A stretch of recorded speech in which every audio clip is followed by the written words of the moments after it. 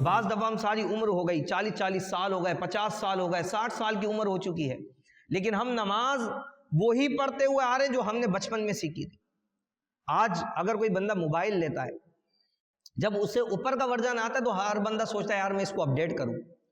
کوئی soft where آتا ہے، جب وہ اپڈیٹ ہوتا ہے، اس کے اندر نئے فیچرز آتے ہیں تو بندہ کیا بولتا ہے، یار اس کو میں اپڈیٹ کرنا ہے تاکہ میں اس آنے والے نئے فیچر سے فائدہ اٹھا سکوں۔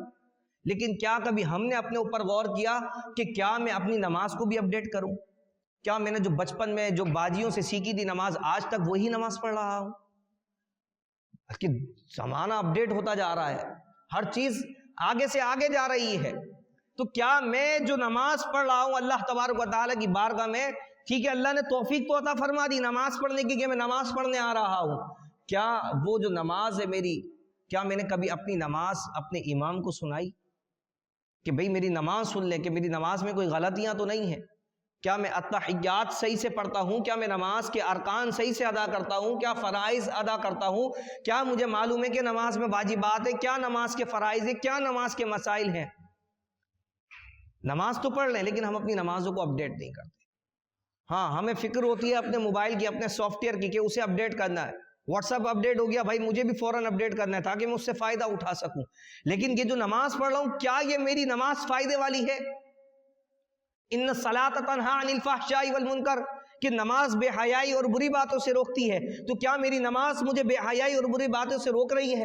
اگر نہیں روک رہی تو اپنے آپ سے سوال کرنا چاہیے کہ اللہ کا کلام حق ہے، اللہ نے تو فرما دیا ان الصلاۃ تنہی عن الفحشاء والمنکر، نماز بے حیائی بری باتوں سے روکتی ہے، تو میری نماز مجھے کیوں نہیں روک رہی ہے؟ ہاں کیا میری نماز کامل نماز ہے یا نہیں ہے؟ کہ جس طرح اللہ تبارک و تعالی نے نماز پڑھنے کا حکم دیا ہے، کیا میں آیا نماز اسی طرح ادا کر رہا ہوں؟ پھر آئیں جب آپ اپنی نماز کو اپڈیٹ کریں گے، آپ دیکھیں پھر اللہ تبارک و تعالی کی طرف سے آپ کو نماز میں خوشی اور خضوع پیدا ہوگا، آپ کو نماز میں لذت محسوس ہوگی، نماز میں مزہ آئے گا، ایک وقت ختم ہوگا کہ آپ کو دوسرے وقت کا انتظار ہوگا کہ جلدی سے دوسرا وقت نماز کا آئے اور میں اپنے رب کے حضور حاضر ہو جاؤں۔ اللہ اکبر۔ پھر نماز میں آپ کو کنسنٹریشن حاصل ہوگی۔ آج ہم نماز میں کھڑے ہوتے ہیں، ہمیں ادھر ادھر کے خیالات آتے ہیں، تو یہ تمام تر معاملات اسی وقت ہوں گے کہ جب ہم اپنی نماز کو اپڈیٹ کریں گے، اس کے ارکان کو جس طرح پڑھنے کا حکم ہے اس طرح سے پڑھیں گے۔ نماز میں جو کم سے کم صورتیں 5 4 10 جتنی ہمیں آتی ہیں، آیا وہ صورتیں ہمیں صحیح طریقے سے یاد ہیں یا نہیں یاد؟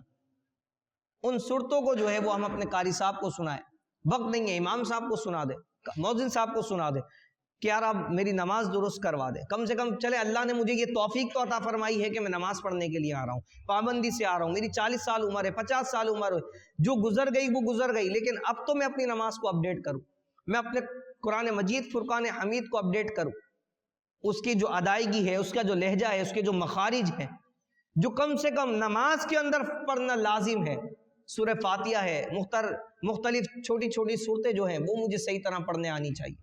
بعض مرتبہ بہت غلط انداز میں لوگ قرآن مجید فرقان حمید کی تلاوت کر رہے ہوتے، نماز تو پڑھ رہے ہوتے لیکن بہت غلط انداز میں قرآن پڑھ رہے ہوتے، اللہ اکبر، تو ان کی وہ نماز قبول بھی نہیں ہو رہی ہوتی ہے، نمازیں بھی برباد ہو رہی ہیں، اب وقت بھی جا رہا ہے، نمازیں بھی پڑھ لی، ساری ضائع ہو رہی ہیں، تو ہمیں چاہیے کہ ہم اپنی نمازوں کو اپڈیٹ کریں۔